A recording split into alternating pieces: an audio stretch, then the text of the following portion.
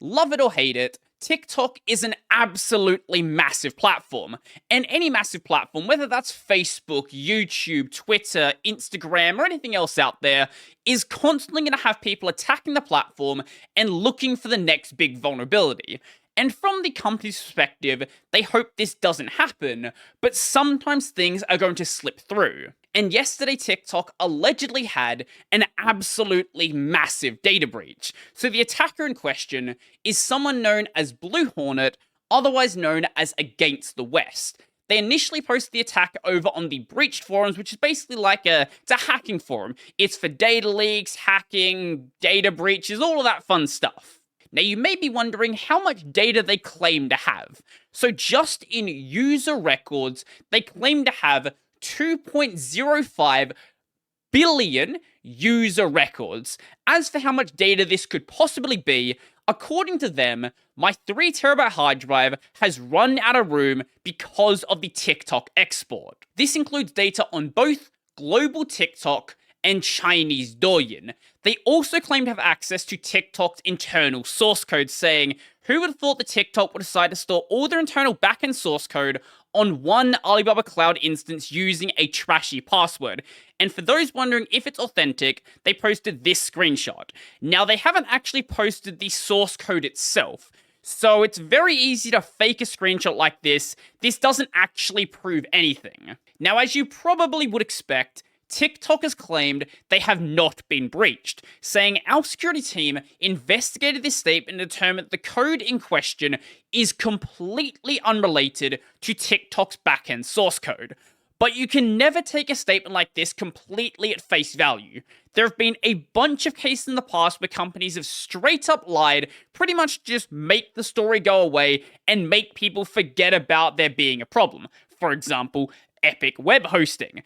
So third-party security researchers like Troy Hunt, the creator of Have I Been Pwned, have been combing over this data, attempting to verify if there was actually a breach that happened. Thus far, the full data breach has not been made available, so there is no way to verify against the entire dataset. However, the attacker did release 2 separate samples to give you a sort of feel of what is included in the data, and Troy Hunt has done an absolutely incredible job breaking down this data and demonstrating what is actually included. Now, it's very easy to jump to this data is real, it has to be real. Someone on the internet said it's real, so obviously it's real. But first we have to go and verify the data. So, is it legit? Let's see what's verifiable. Starting with the TikTok video username parse record, and this giant number here looks to be largely Vietnamese LGBT content with IDs, which means we can at least see if they line up with publicly accessible videos. And it turns out that IDs are lining up with actual videos, and not just that one, but various other IDs line up with actual videos. But this alone doesn't really prove anything.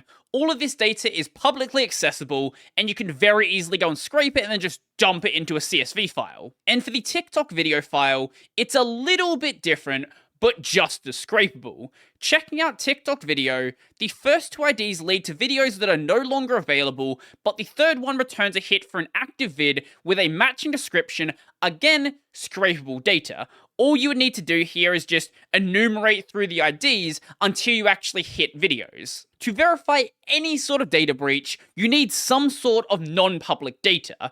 Now, I'm going to censor this way more than Troy has, but this is supposedly a payment record. So let's look at the record PayPal holder. The translation here is 15 yuan per 100 TikTok live viewers, and the IP address is a private range, but it's a bit inconclusive. But that seems like a really weird thing for TikTok to be storing. What it sounds more like is maybe a third-party view-botting service, possibly could be TikTok advertising, but it's also possible it's just a third-party service that interacts and collects data on TikTok, or it could just be a contractor with access to a test database. But that's not the only sussy thing about the data breach. They also started posting about the data breach multiple hours before they finished the breach. And you would think that if you had access to a system like TikTok and you want to get as much data as possible, you would finish the breach first and then post about it. Now, you could obviously chalk that up to them wanting to get the story out there, wanting TikTok to address the problem, wanting news sites to jump on it, and things like that, but it does seem kinda weird to me. Also, there are multiple files that have obviously fake and obvious test data. For example, the record PayPal order trade, and then this big number right here has a bunch of John Does that all have different email addresses that all happen to be example email addresses and are all randomly generated emails that all live on First Main Street and all live in San Jose. This is very obviously non-production data used to make sure the system is functioning like it should be. Also, there is the sysuser file that has all of these accounts that have test in their name. And not just happen to exist in the file, are literally the entire file.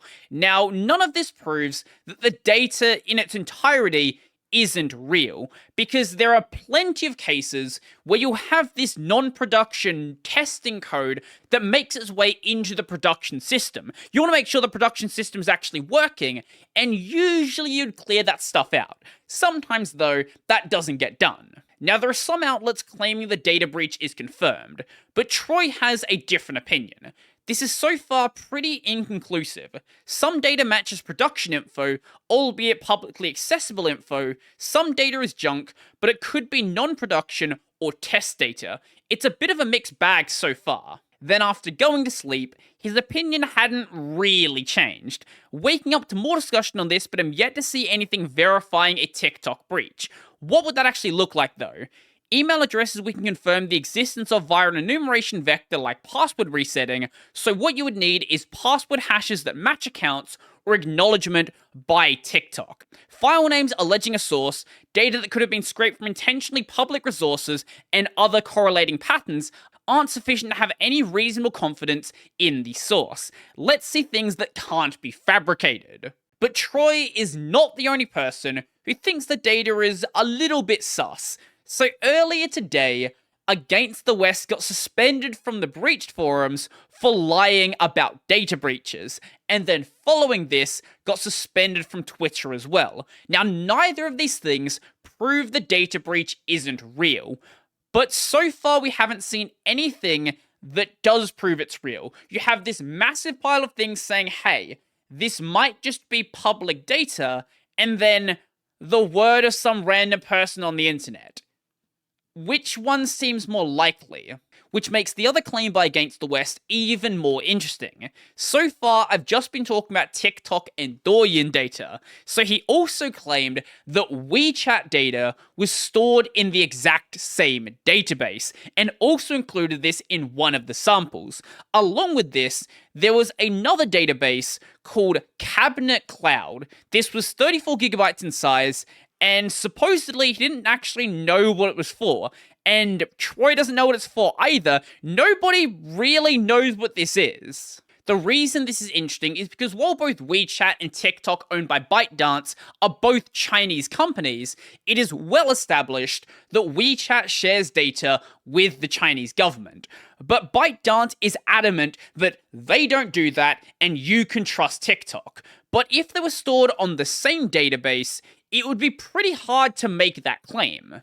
Now, for the record, I don't believe them, but that's just what they publicly say. Now, as for this WeChat data, this is also a little bit sus. So the 3 WeChat prefix files seem like the most logical place to start, but they're all empty, save for the column headings. So they're not very useful. So let's look at the largest files instead. The top 17 all begin with user friend request, this big number right here, obfuscating anything I'm not confident isn't personal. The URLs you see here, these return avatars, and then the nicknames, they seem viable at a glance, but, you know, it's Chinese internet. It's hard to really have a good understanding of that without being very involved in that culture. So this is much harder to verify, but very well might be actual user data.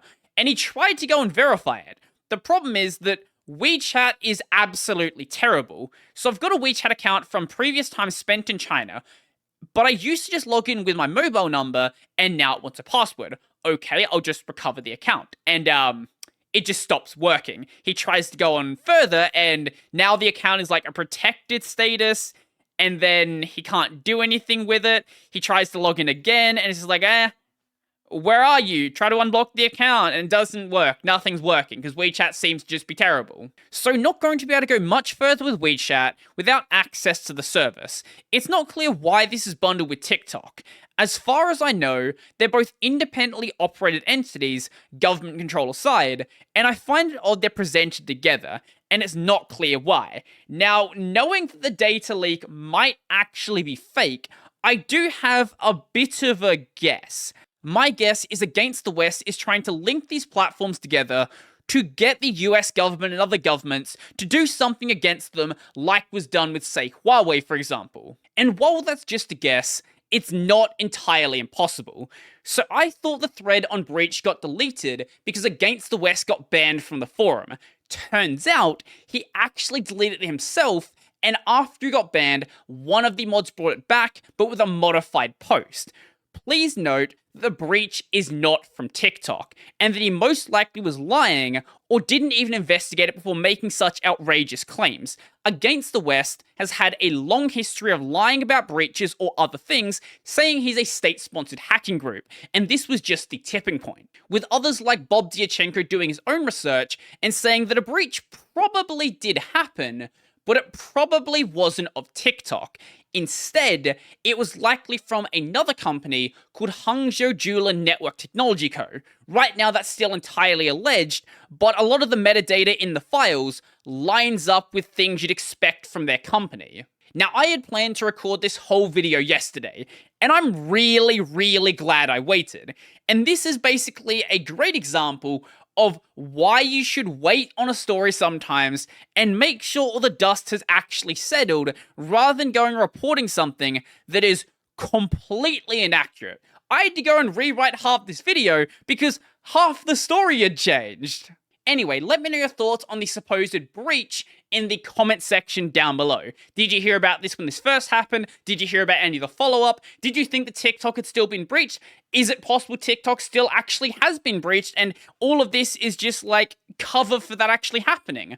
I would love to know. So if you like this video, remember to go and like the video, and if you really like the video and you want to become one of these amazing people over here, go check out my Patreon, subscribe to the Pay linked in the description down below. I've got a podcast called Tech Over Tea. I've got a gaming channel called Brodie Robertson Plays. That's going to be it for me, and I'm out.